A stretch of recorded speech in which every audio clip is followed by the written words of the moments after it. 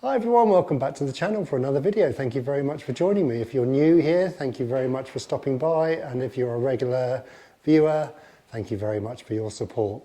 Bit of a wild and windy night here at Chesterfield, and I'm not talking about Trev, if you know what I mean. So hopefully it won't rattle too much the front shutters there. So another sub swing. So we got Jesse here from America, so very envious of you, Jesse. Looks beautiful, lovely and warm out there. Completely opposite to what we've got here in the UK at the moment. So yeah, so Jesse sent me his swing a while back. I'm just going to get some information on Jesse here. Right, so Jesse said he sent his swing in, so I'm going to play a few of his swings. Beautiful looking swing. He said it's a single digit handicap. He shot some rounds in the 60s. He doesn't get to play a lot now, but he loves to practice. The short game is very tidy, and he's always struggled with the over the top move. As you can see there, he's got a little over the top move. I do have a lot of flexibility in his trail arm, so is his right arm. So it tends to separate and turn into an arm wrestling move. So I'll go into a little bit of detail, but that you can see the old arm wrestling move is kind of the right arm dominant there. So I'm going to guess he's probably got a bit of maybe an elbow and shoulder, kind of maybe an old injury. I'm not sure, Jesse, on that one. And he tends to hit a weak cut for his problem shot. So I'm going to guess the weak cut is a kind of a lack of distance and loss of distance. So anyway, so let me get into a bit more detail, and I'll just set the back camera up and we get going. Right, Jesse, so as you can see, I'm going to play a few of the swings, I'll play a few slow motion ones as well, and I'd say my first impression of your swing is absolutely beautiful, like the actual follow through and how you actually kind of finish off. Wow, it just looks amazing. It looks like kind of elite player stuff, and obviously you said you've shot in the 60s, so class you as an elite golfer, but really absolutely classic finish. Now you say you've got a bit of, you know, a problem in your right arm here. So yes, it does look a little bit deep compared to the one you say your freezer exercise. So your freezer exercise, your hands are much more in front of you, which is going to allow this. But even your freezer exercise, you kind of come over the top. So you've got this little wrist movement here, and then you can see from kind of the stills I'm going to put up, quite open with your chest quite early, and then on the follow through you can see how much rotation you've got. Absolutely beautiful rotation, Jesse, by the way, but I'd say it's just too early.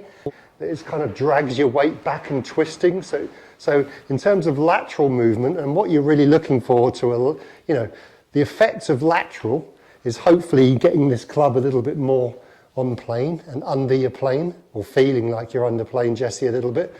Because I'm reluctant to say, right, really get your right arm in, because if you say you struggle with this kind of arm wrestle move, I can see that.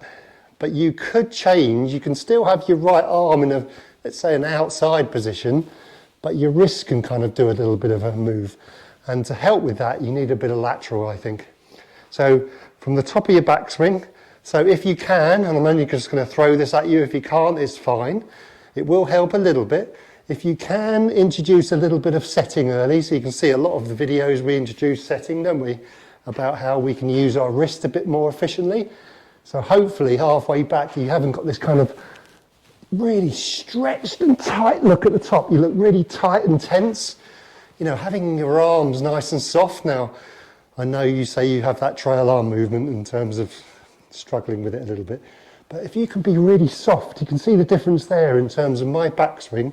Yes, I'm coiling a little bit, but my arms are nice and light and soft, and it kind of allows for this kind of free motion of your arms coming down a little bit too much, instead of like a really tight motion, and then it's like kind of, oh, you can't wait to get back and it gets all too wide and out in front of you, and that's what you were saying about your arm wrestle move. So, juggling all these little parts. And let me just try and explain this as simple as I can to you, Jesse. Drill work only. You say you like to practice, so you've got a nice little net there. So, nice and soft. Now, instead of like kind of holding up there really tight and then just kind of like you did with this freezer, you're looking for, let's say, two things to start with. You're looking for a lateral motion with your foot and your knee. So you're driving weight early onto your left side, you're not spinning yet. Plus, if you can, this is obviously just drill work, you don't have to hit a ball here yet. So you're driving lateral and you're feeling like your wrists are kind of twisting. That's if you can. Remember, I'm not here. If I was with you, I could probably feel if there's some motion and if there's some resistance there.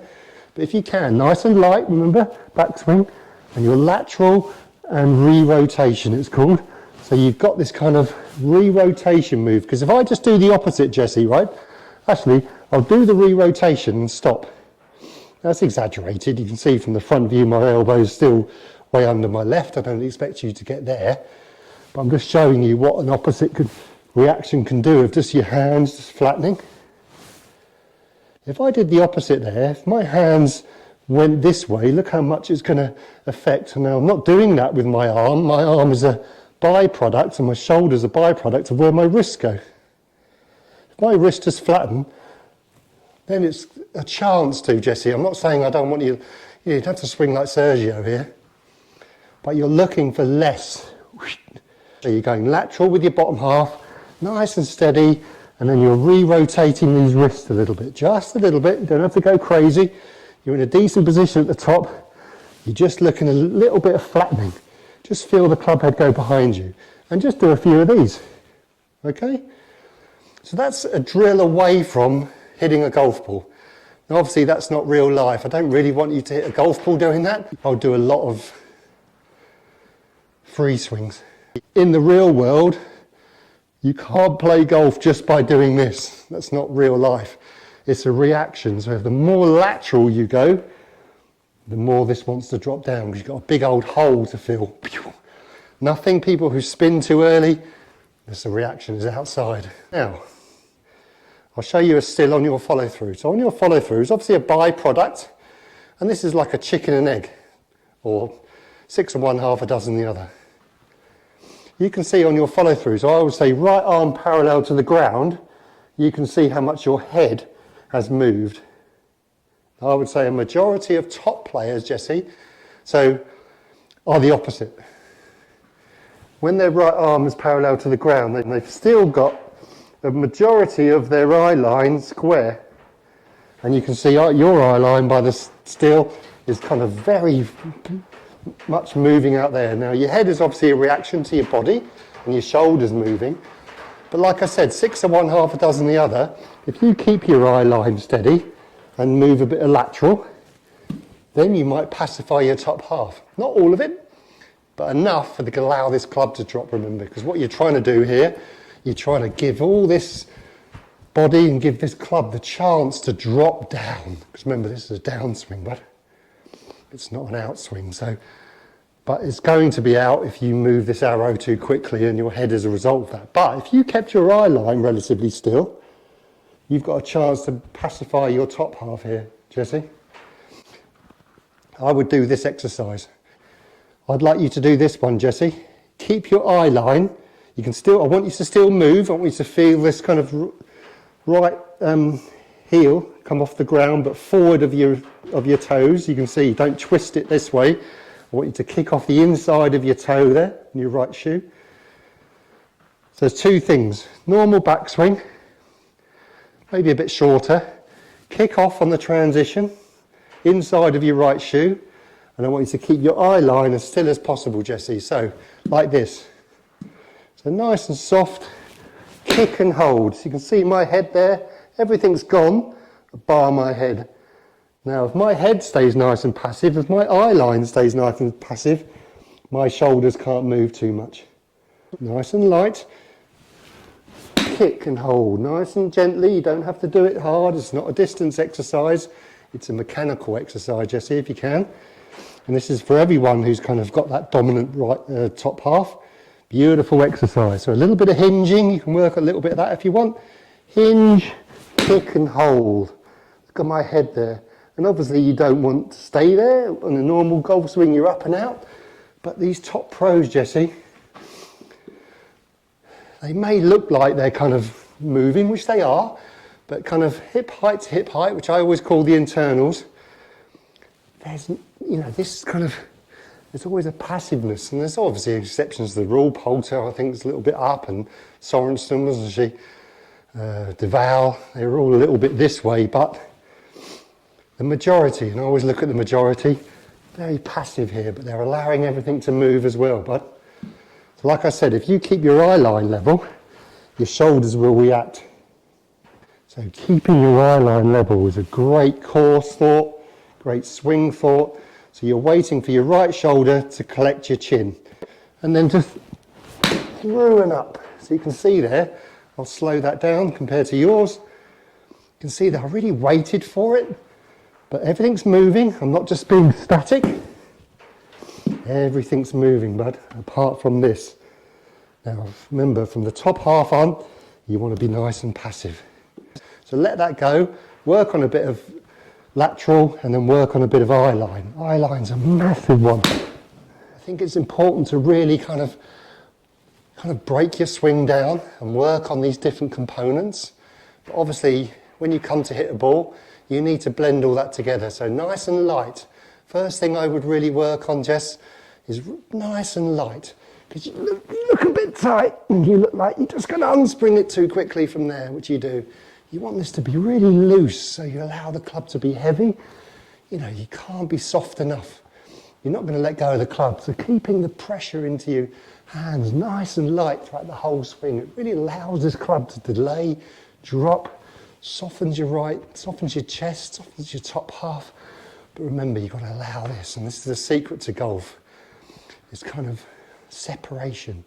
This moves, but this doesn't. Just wait for it as much as you can. I'll just show you one more. Wait for it with your eye line. Wait for it with your eye line. As long as you can.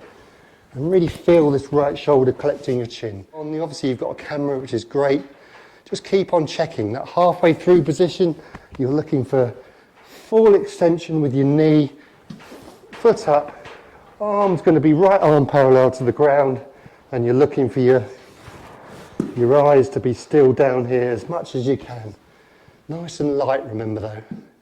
All right, Jesse, hope that helps, and hope the sun keeps shining in America for you. But some people are, like Jesse, a little bit more body orientated than they should be, and they want to introduce a little bit more arm swing, a bit more education of that. Some people are a little bit too arm swing, and they need to have a little bit more body rotation. So it's just all that blend. And remember, everyone's different physically, but there's no question about if you can understand your own swing. Because if you know your fault, then you've got an idea what to look for in the first place. If you don't know your fault, you're kind of just picking a swing thought from the swing thought tree. All the best, everyone. Thank you for joining me. Thanks for everyone's support. And any questions or comments, please leave down below and I'll do my best to get back to you. So until the next video, many thanks, everyone. And from myself and Trev, cheerio.